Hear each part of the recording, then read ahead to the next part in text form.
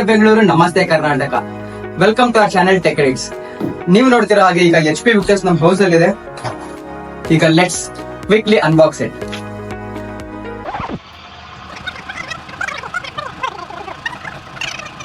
One eternity later. Right side laptop ಇದೆ. Bottle in the box.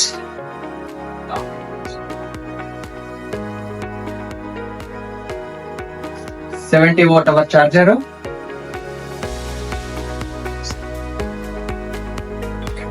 ಒಂದು power adapter, ಮತ್ತೆ documentation ಇದೆ. ಅದು ಬಿಡಿ, ನಮಗೆಲ್ಲ ವೇಸ್ಟ್.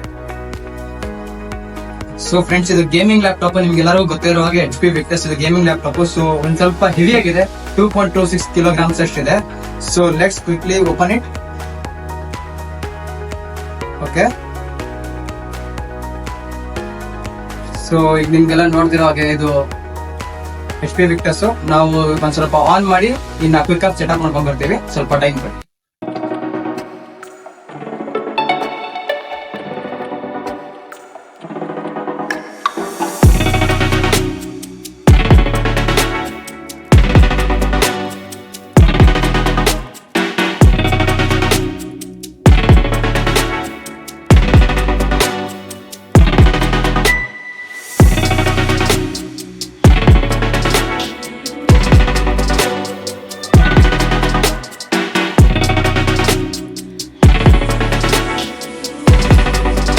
ಸೊ ಈಗ ಕ್ವಿಕ್ ಆಗಿ ಪೋರ್ಟ್ಸ್ ಮತ್ತೆ ಎಲ್ಲ ವೆಂಟಿಲೇಷನ್ಸ್ ಬಗ್ಗೆ ನೋಡ್ಕೊಂಡ್ ಬರೋಣ.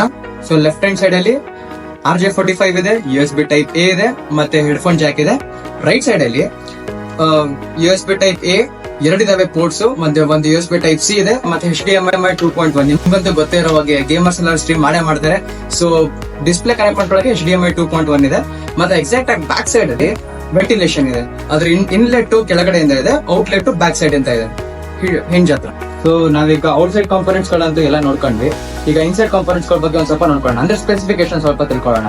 ಈಗ ನಮ್ಮ ಹತ್ರ ಇರೋದು ಆಕ್ಚುಲಿ AMD Ryzen 7. ಇದರಲ್ಲಿ ಇಂಟೆಲ್ ಮತ್ತೆ AMD ಎರಡೂ ಬರುತ್ತೆ. ನಮ್ಮ ಹತ್ರ ಇರೋದು Ryzen 7000 ಸೀರೀಸ್ ಇದ್ದು.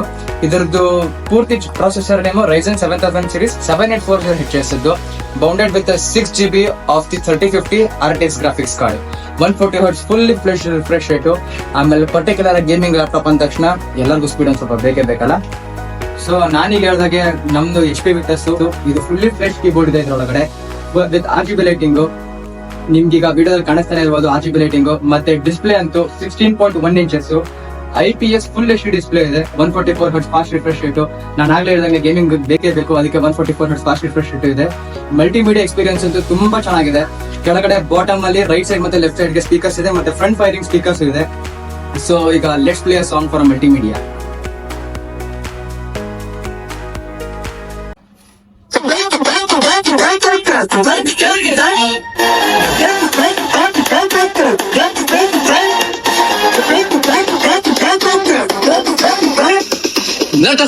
ಪಾಪಿಗಳೆಲ್ಲ ಹೊಂಟು ಲಾಂಗ್ ಟ್ರಿಪ್ಪು, ಡಾನ್ಸ್ ವೇದ ಅಪ್ಪು.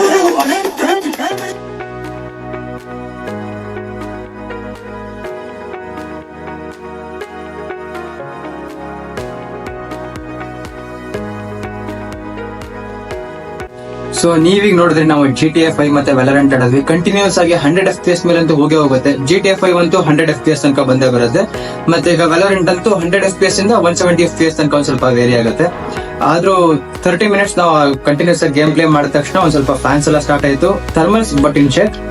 ನಾವ್ ಇದ್ರೊಳಗಡೆ Geekbench ಕೋರ್ಸ್ ನ ರನ್ ಮಾಡಿದ್ವಿ. ಇದ್ರೊಳಗಡೆ 1800 near by single core score ಬರುತ್ತೆ, ಮತ್ತೆ 7800 near by multi core score ಬರುತ್ತೆ, ಮತ್ತೆ ಗ್ರಾಫಿಕ್ಸ್ ಕಾರ್ಡ್ ಸ್ಕೋರ್ 17820 ಚಿಲ್ಲರೆ ಬರುತ್ತೆ. ಈಗ ನಮ್ಗೆ ಇಷ್ಟು ಸ್ಕೋರ್ ಯಾಕೆ ಬಂದಿರೋದು ಅಂತಂದ್ರೆ, ಇದ್ರದ್ದು ಮೆಮರಿ ಕಾರ್ಡ್ ಬಂದು 16GB RAM ಇರೋದು, ಮತ್ತೆ ರಾಮ್ ಬಂದು 1TB SSD. ಇದ್ರಗಡೆ ನಿಮ್ಗೆ ಬೇಸ್ ವೇರಿಯಂಟ್ 8GB ಮತ್ತೆ 512GB ತನಕ ಸಿಗುತ್ತೆ. ಈಗ ನಮ್ಮ ಹತ್ರ ಇರೋದು ಯಾಕೆ ಎಷ್ಟು ಸ್ಪೀಡ್ ಆಗಿದೆ ಅಂತಂದ್ರೆ, first 6GB 3050 RTX graphics card, plus ನಮ್ದು ರ್ಯಾಮ್ ಟೈಪ್ LPDDR5. ಇದು LPDDR5 ರ್ಯಾಮ್ ಟೈಪ್ ಅಂತೂ ಎಲ್ಲ HP ವಿಕ್ಟರ್ಸ್ ಬರೋದು ಕಾಮನ್. ಸೊ ಫಾಸ್ಟ್ ಅಂತೂ ಇದ್ದೇ ಇರುತ್ತೆ. ಮತ್ತೆ ಥರ್ಮಲ್ಸ್ ಇನ್ ಚೆಕ್, ಗೇಮಿಂಗ್ ಆಡುವಾಗ ಎಲ್ಲ ಕರೆಕ್ಟ್ ಆಗಿದೆ ಥರ್ಮಲ್ಸ್.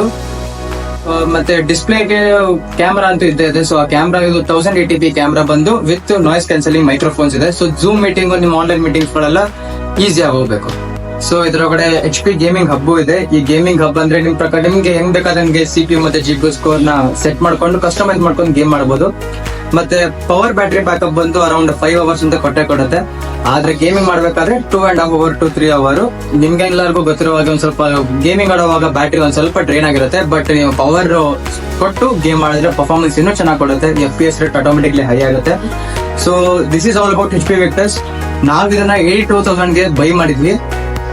ಇದು ನಿಮ್ಗೆ ಬ್ಯಾಂಕ್ ಆಫರ್ಸ್ ಎಲ್ಲ ಸೇರಿ ಅರೌಂಡ್ 80,000 ಗೆಲ್ಲ ಬಂದೇ ಬರುತ್ತೆ. ಮತ್ತೆ ನಿಮ್ಗೆ ಏನಾದ್ರು ಇದು ಇಷ್ಟ ಆಗಿದ್ದಲ್ಲಿ ಇಲ್ಲಿ ಲ್ಯಾಪ್ಟಾಪ್ ಏನಾದ್ರು ಪರ್ಚೇಸ್ ಮಾಡೋಕೆ ಇದ್ರೆ ಇದ್ರೊಳಗಡೆ ನಿಮ್ಗೆ ಡಿಸ್ಕ್ರಿಪ್ಷನ್ ಅಲ್ಲಿ ಇದೆ, ಡಿಸ್ಕ್ರಿಪ್ಷನ್ ಹೋಗಿ ನೀವು ಪರ್ಚೇಸ್ ಮಾಡ್ಕೊಳ್ಳಬಹುದು.